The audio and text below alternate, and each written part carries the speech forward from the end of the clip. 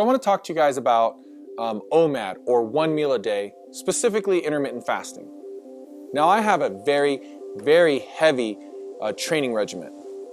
And the prospect of doing OMAD with this kind of training regimen probably seems a little bit ridiculous.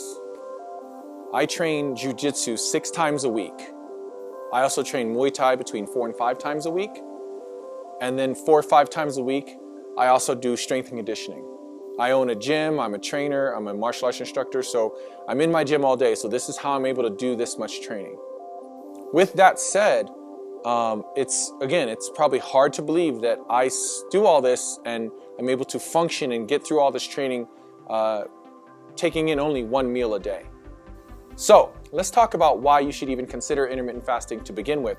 I mean, given if you're a martial artist, you do jiu-jitsu, you do Muay Thai, you do these things, it probably doesn't make sense to you to be on what you would perceive to be a calorie deficit. And I'm not on a calorie deficit, and I'll explain that later. But I can see why you would think that this doesn't make sense. You need the calories, you need to fuel the body consistently to get through these sessions. But I see the benefits of intermittent fasting outweigh that, and they actually make me better in my training. So let's talk about the benefits. At the very top of the benefits is your insulin blood levels.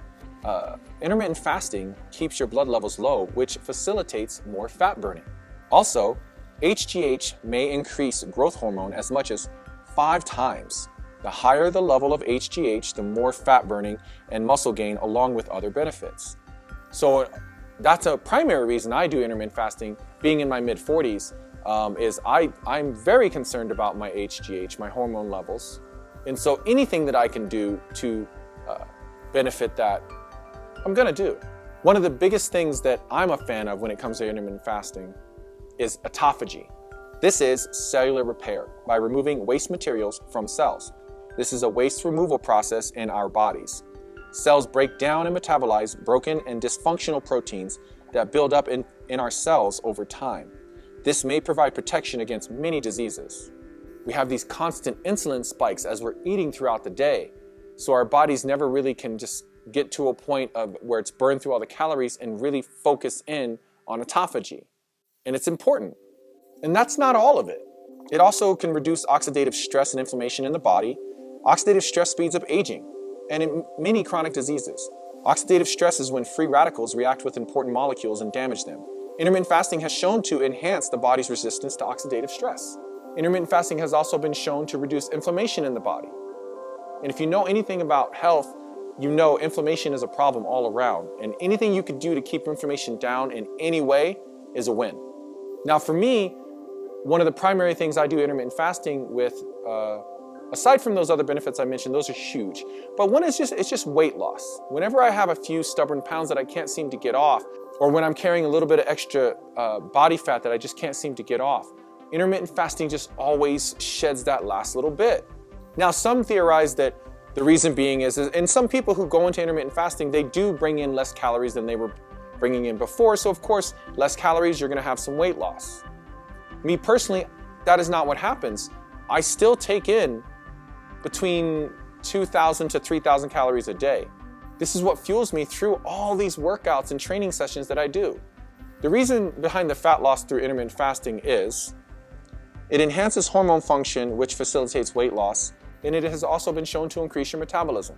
Now, the reason it's hard for people to buy into eating 1 meal a day, again, with that type of training regimen, or if you do jiu-jitsu, you do Muay Thai, you do kickboxing, or even just a hardcore strength conditioning regimen, is because you do feel a lag, and that's gonna be the initial reaction. When you switch to a 16-8 regimen or a 20-4, or if I suggest you start that way, but eventually when you can work your way to OMAD, which is 1 meal a day, it's hard. It takes 7 to 14 days to get used to it. You just feel worn down. Your body has to become efficient. It has to become used to tapping into that one large sum of calories that you ingested and use it throughout the day.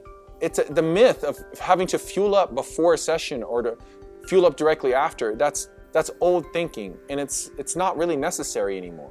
And honestly, I can't even eat prior to training sessions. I feel awful through my training sessions. And I'm sure if you do jiu-jitsu or anything I've talked about, you've felt those days where that weight, that food, whatever, It just sits on you during that session. How this works is I eat at night. Now I finish teaching my class around 8, so I really eat like 8 or 9 at night. It's really late and that's really bad, but that's just when I get home. Now, like I said, I did not cut my calories down. I stay between 2,000 and 3,000 calories. So sometimes it's hard to sit down in one sitting and take in that many calories. But just like not eating throughout the day is just something you get used to. What is happening is throughout the night, your body is fasting. My body's fasting, not taking any additional calories.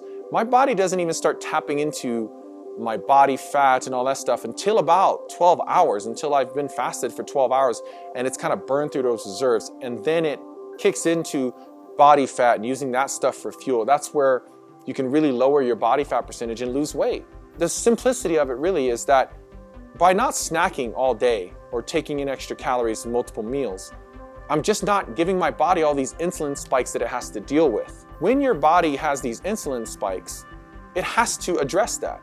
So it's unable to do all these other things like the autophagy, recycle the cells, burn body fat.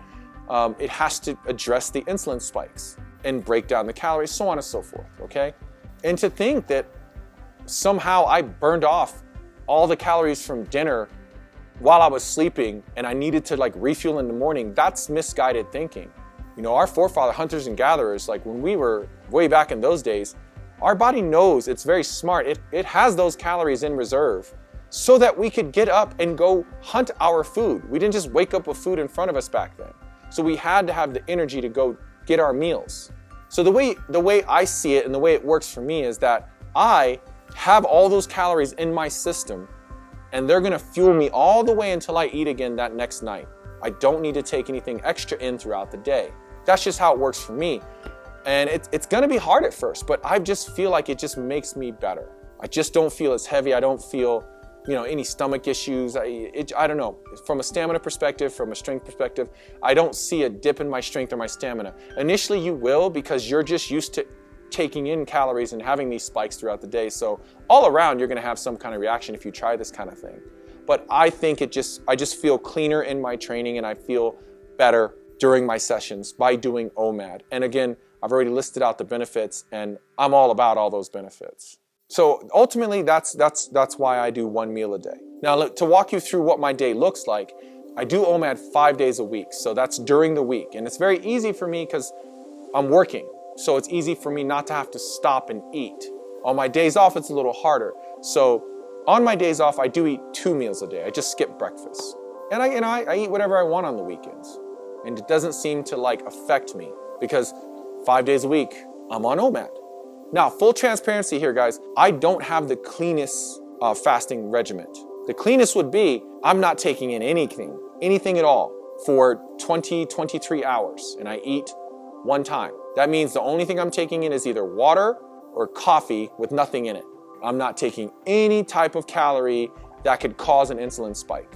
For me, I eat at about 8 p.m., not, between 8 and 9, and then I don't touch anything till about 1 or 2. Now I do have, honestly, it could be between 1 and 4. It's when I can find time in between teaching my classes. But either 1, 2, or 3 o'clock, I drink a protein shake. Sometimes it's just a cup of athletic greens, that powder, which those are my cleanest fasts. So if you count that as a meal, then you could say that I'm not doing OMAD and I'm doing more of an 18-6 kind of intermittent fasting. But I go by the literal sense that I genuinely sit down and eat 1 meal a day. So guys, if you're considering it, I think you should look into intermittent fasting. I've put some of my fighters on it. It's a good way to lose weight. Again, once your body adjusts to using calories effectively, then you'll understand that you don't have to fuel every few hours. That's just my experience. I've been doing this for 5 years now. I'll end this saying one more time. Doing intermittent fasting has not negatively affected my training in any way, shape, or form. I truly believe that it has improved it in several ways, mostly stamina, gut health, and just my overall health. Of course, here's my disclaimer, guys. Not a medical expert. I'm not a doctor. I'm a trainer. I'm a martial arts instructor. I am just sharing my experiences with intermittent fasting. I suggest you do your own research. There's so much information on intermittent fasting out there. You'll find several studies and meta-analysis. Stuff's been around for a while. and it's the truth. So dig deep if you feel you need to. As always, guys, thank you for watching the video. I hope you enjoyed it. Please be sure to like and subscribe, and I'll see you in the next video.